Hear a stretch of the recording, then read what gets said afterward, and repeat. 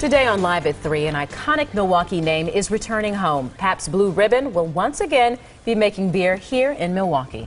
Pabst Brewery quickly made that announcement about 3 or 4 hours ago, but it's been about 20 years since they've been back here in Milwaukee, right? Todd Hicks has more on the beer maker's return and what it means for Brew City's future.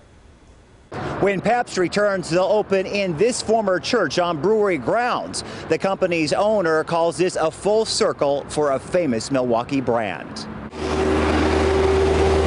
It's a long-gone Milwaukee company that's decided to return home. We hope to revitalize these brands the way that this neighborhood has been revitalized. Eugene Kashper is the owner of Pabst Brewing, and he has big plans for the flagship brand and other beers. We're going to brew a lot of interesting historical styles. We have a whole archive of recipes. The company traces its roots back to this building in 1844.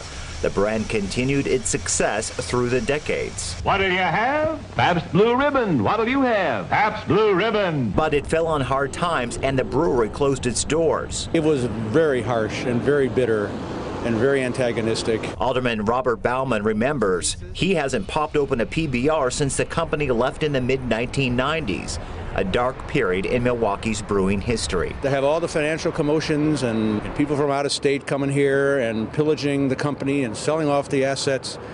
Very disheartening. Kashper says Pabst will start small, first with a small brewery and a restaurant and bar. There'll be changes outside, too. Behind the building, you have big plans for this area.